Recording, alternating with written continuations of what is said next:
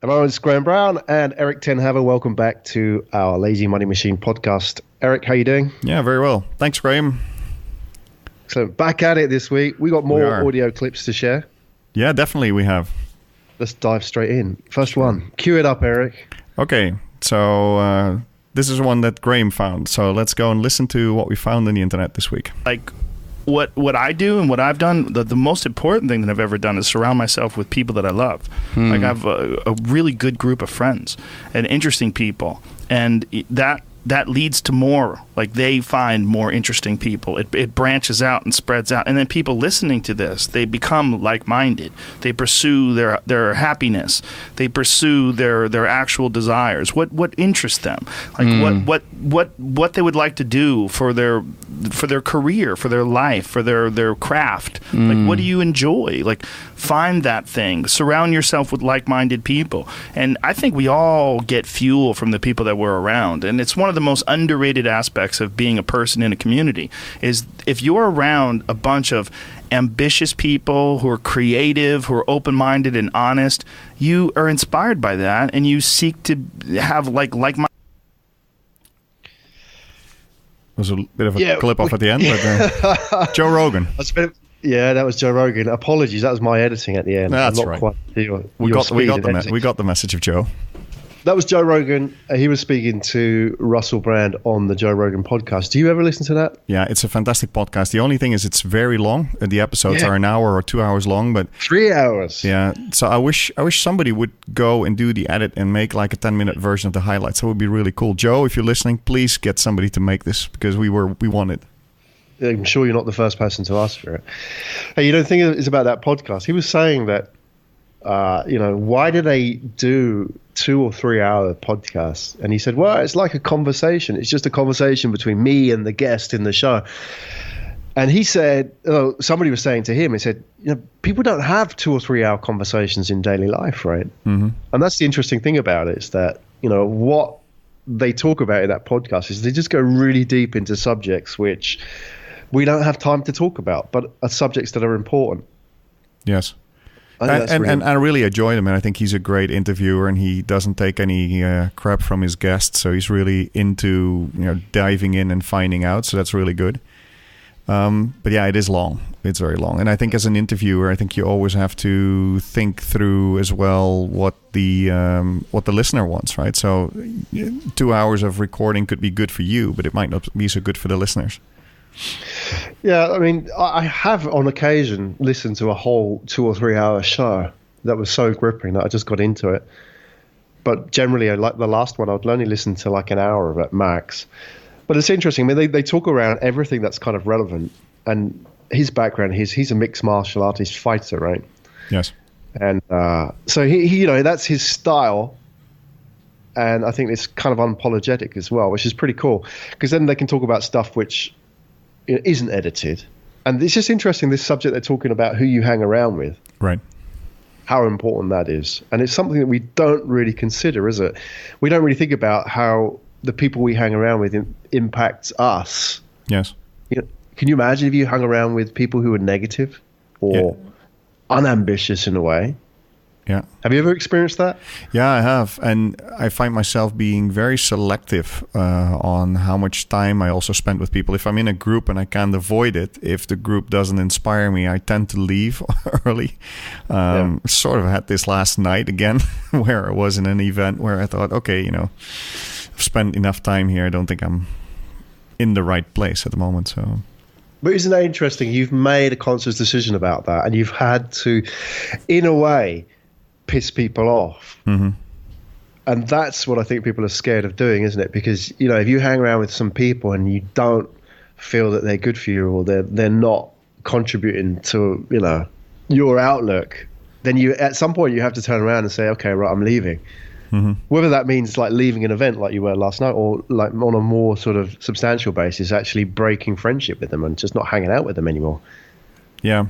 What I also notice is it's hard for me to be in a long-term relationship with friends that really stay in a job and really keep defending the reasoning why they do that. And it's not because I don't like them. I mean, I love a lot of these friends that I have, but I tend to gravitate now towards people that are a bit more entrepreneurial because I have something to share with them if I talk about work.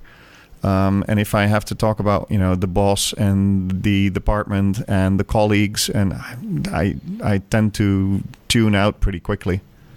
You have to, though. That's the way you end up protecting yourself, right? I mean, I think this is such an important subject because it's so unexamined in the sense that, it's such an influence on us, but we don't give it any kind of credit. We just kind of think, these are just people I hang around with. I have my own opinions, but you end up editing yourself. And, because we're social beings, we want to be part of the group. We end up, if you have an outlying thought or an outlying idea, you end up editing that, right? Subconsciously to fit in with people. And that's the danger, isn't it? And it's particular, like you talk about, if you hang around with people like that who don't get it, that's the danger, isn't it? Because in time, you won't get it either. Yes. And maybe on the flip side, it's interesting to talk about that. So, if it's probably easy to identify the people you might not want to hang around with, but how do you deal with, let's say, if you want to achieve something, how do you find the people that can help you get there? Right. Yeah, you have to make some kind of commitment, don't you? I mean, like for me, one of my goals was to complete the Ironman triathlon in Lanzarote, or just complete the Ironman triathlon anywhere in the world, right? Yeah. So to do that, you've got to surround yourself with people who are up for it. Otherwise, if you surround yourself with people who are out boozing until 2 a.m, you ain't going to do it because that's going to rub off on you. You want to go and train, but these people say, "Oh God, just come out for a drink," So how do you find them then? So therefore, you have to make the commitment. And one of my commitments was to actually move to the Canary Islands where the race takes place, right? And that was a massive commitment because I knew if I moved there, I would be on an island with people who were up for it. I would be on an island with elite athletes, with professionals, with coaches. I'd be surrounded by these people. So that was the commit. That was the way. You've got to go out with these people. I mean, you don't necessarily have to move to some remote island. You could start a group. You could start a meetup. You could go to events. You could get yourself involved in these groups. And I think that's really important because nothing changes until you do. Yeah. Yeah, sure. I mean, I'm thinking back at what I've done is, I think for when I started my property business in the UK, I actively started to find a network of people that could initially train me, but afterwards like a support network, right? Where I could go back for advice, or I could check what others were doing. I had a mentor in the UK. So if you want to go after something new, like either you doing the Ironman or me, going to do my property investment in the UK, it's good to find the people that can help you get there, I think, as well as looking at, okay, who do you hang around with now that is holding you back? So it's a balance, I think, right? Finding some inspiring people that can pull you up or pull you forward or bring you forward, and, maybe softly and gently spend less time with the people that tend to hold you back. Did you find that changed you in any way? Did you find that hanging around with those people had an impact on what you thought about what you were doing? Yeah, the big change for me is the realization about what's possible. So that's really important, isn't it? Yeah, initially when I started, I thought, what, a multi-million-dollar portfolio of rentals? I mean, that seemed to be like a really, really scary big goal. But if you hang around with people that have been in this business for, 10 years or something, they do this on a Saturday afternoon, and they do a deal, and they, for them, doing things that are scary for me are common practice really helps. So if you meet somebody that we're buying a property, refurbishing it, renting it out is like business as usual, while for me it's a scary thing, that really helps when there are people where that consider this normal, so it must be doable. Yeah, that's profound, isn't it? That whole thing about expectations. in a sense that, like you said, you know, you thought that that was such a big scary thing, but then if you hang around with those people, it's just kind of normal, right? And it's the same. I mean, that's applicable to like with me and Ironman. You know, when I did my first half Ironman, which is only, quote unquote, a 6 or 7 hour race. You know, I thought that was like the biggest thing ever. And then, you know, you start hanging around with people who do Ironman, and then, you know, these people have done like not just one, but they've done 15. And they've done, you know, they've qualified for Ironman World Championships in Hawaii.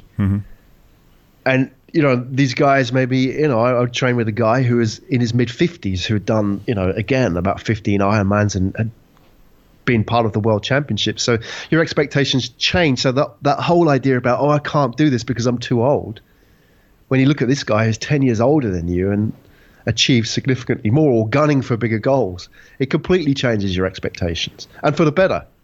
And you can see also how that can change your expectations for the worse, right? If you hang around with the opposite of that. Yes. Yeah. Very good topic. And I think a very good lesson learned, which we both, I think, apply, which is great. And the people you hang around with, and Joe Rogan's view on that. I think it's an interesting topic for this podcast. Hang around for the next one.